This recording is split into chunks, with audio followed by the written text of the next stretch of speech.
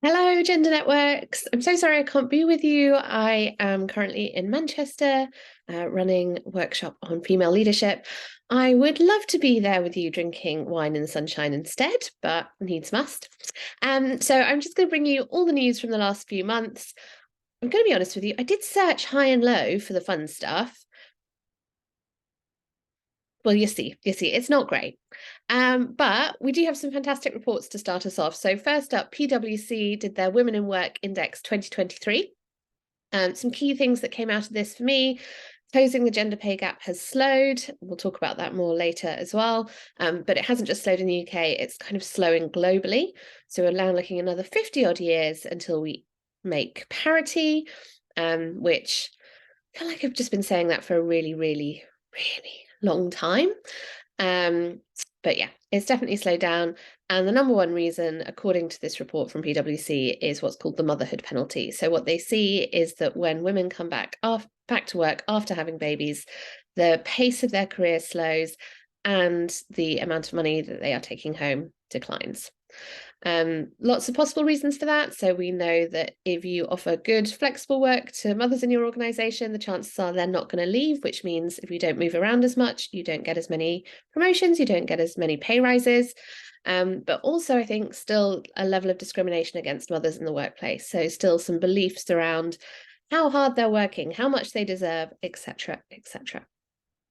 The second report today is the Women at Work 2023 from Deloitte. So we've got Women in Work 2023 from PwC, and now Women at Work 2023 from Deloitte.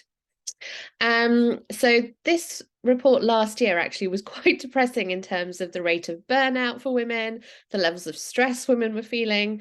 The good news is that this year it looks a little brighter. So they're saying that actually levels of burnout, levels of stress have decreased. They're still around the 40 to 50% mark, but they are lower.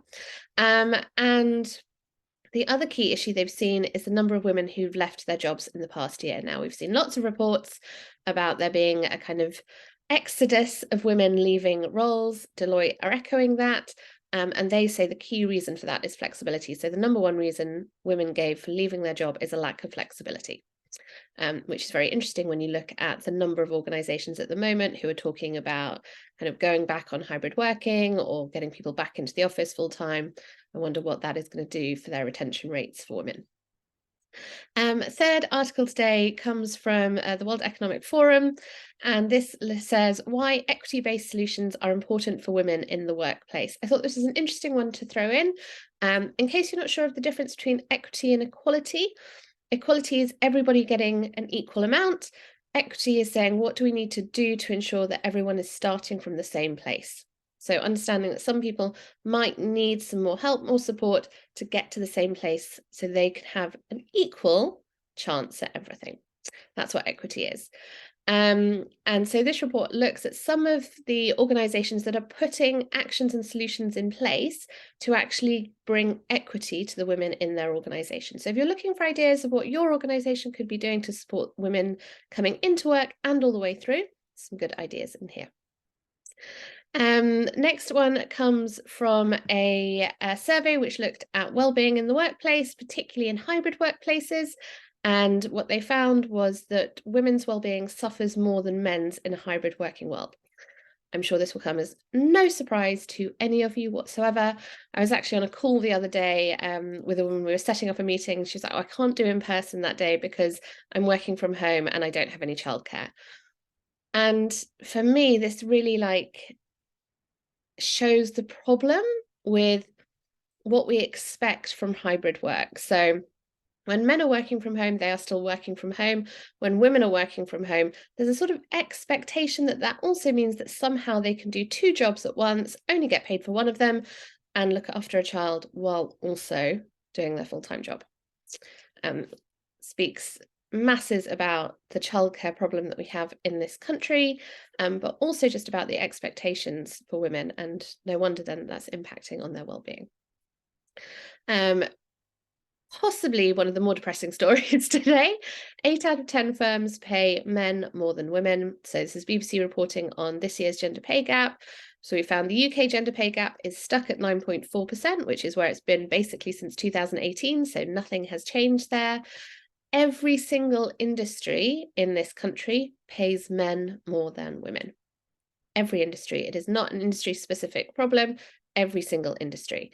And within that, what we found, 8 out of 10 firms, the men will be earning more on average than the women. So it's not necessarily same job, same role. It is on average what a man earns versus on average what a woman earns. However, this also backs up something that was in both PwC and the Deloitte report before, which is that the firms that do it well, the firms that really understand how to pay women well and look after them well, absolutely thrive and really have great retention of their female workforce, really have great results. So there is something about trying to learn from the places that are doing it well. There is quite an angry article from The Guardian here about no reward for leaning in, the workplace toll of emotional labour. So this looks at all of those little things that kind of women do, particularly ambitious women, that then gets pushed back against them. So there's a great piece in here which describes how one woman was in a meeting, all of her male colleagues were saying something that she knew was wrong. So she just said, guys, this is wrong, in exactly the same way that she felt one of them would have said to the group. And the whole room went silent, lots of kickback, lots of fuss from it. And one of her older female colleagues took her aside afterwards and said, I heard what happened. You really need to think about how you manage, essentially how you manage the men's egos in the team. And this piece talks about actually how much emotional labour women are doing in the workforce to look after everybody else, whether that is managing other people's egos, whether that's managing the other women in the workforce to try and help them. We are constantly looking after other people, and it takes an emotional toll.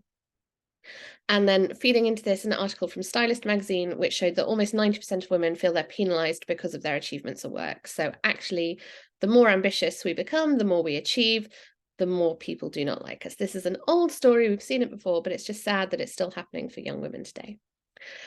I did, however, want to end on a bit of a lighter note. So this is a fun article called Why the Bimbo Core Aesthetic is the Path to Weaponizing the Social Performance of the Aging Woman. And it's a really funny article about how actually Gen Z and the TikTok generation are taking back that kind of late 90s, early noughties fashion, if you want to use that word. Things like the Juicy Couture tracksuit, a lot of pink, the Paris Hilton fashion of the noughties, and kind of subverting it and turning it into a protest against gender stereotypes. It's a really fun piece, and I think it's going to encourage all of us to get the velour tracksuit back out again. That's all I've got for you this month, this week, this quarter.